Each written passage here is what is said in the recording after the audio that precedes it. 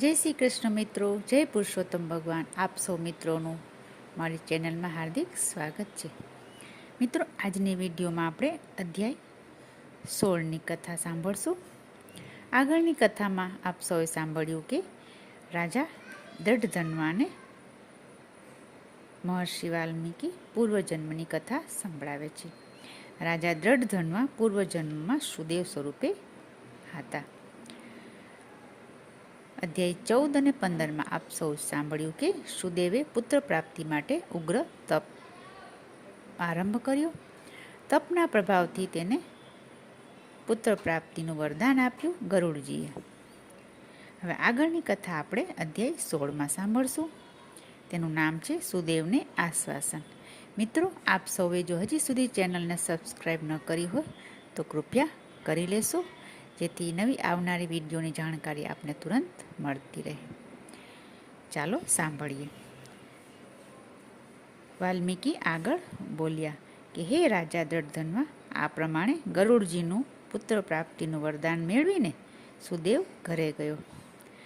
10 મહિના વીત્યા ત્યારે સુદેવની પત્નીને તેજસ્વી પુત્રરત્ન પ્રાપ્ત થયો. સુદેવે બ્રાહ્મણ હતો. સુદેવે પુત્રનું નામ સુખદેવ રાખ્યું. યોગ્ય ઉંમર થઈ ત્યારે સુખદેવને જનોઈ સંસ્કાર આપ્યા અને ત્યાર પછી તેનો વિદ્યાભ્યાસ આરંભ કરાયો. સુખદેવ તીવ્ર બુદ્ધિનો હતો, માટે થોડા સમયમાં તે બધા શાસ્ત્રોમાં પારંગત થઈ ગયો. એકવાર દેવલ ઋષિ તેમને ત્યાં આવ્યા.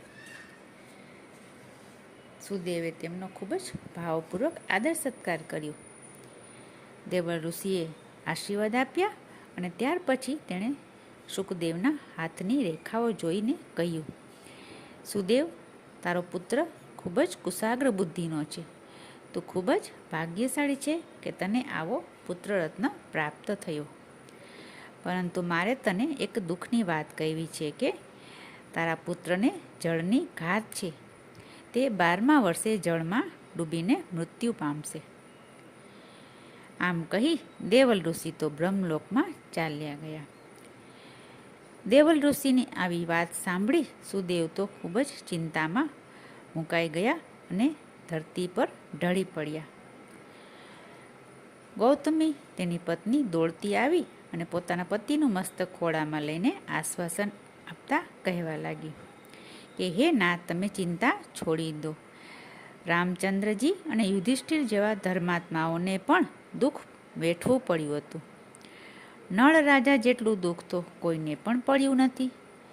દશરથ રાજા પણ પુત્ર વિયોગના દુઃખમાં મરણને શરણ થયા હતા. માટે હે નાથ, તમે ધીરજ રાખો. પ્રભુ સૌ સારાવાના કરશે. શ્રી હરિનું તમે સ્મરણ કરો. પત્નીના આવા આશ્વાસનના વચનો સાંભળી સુદેવના હૃદયને શાંતિ વળી અને તેનો શોક દૂર થઈ ગયો. હવે પછી આગળની કથા આપણે અધ્યાય 17માં સાંભળશું.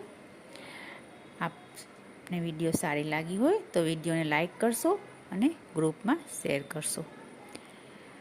કોમેન્ટમાં જય પુરુષોત્તમ રાય લખશો. ફરી મળીશું બીજી વિડીયોમાં. ત્યાં સુધી જય શ્રી કૃષ્ણ.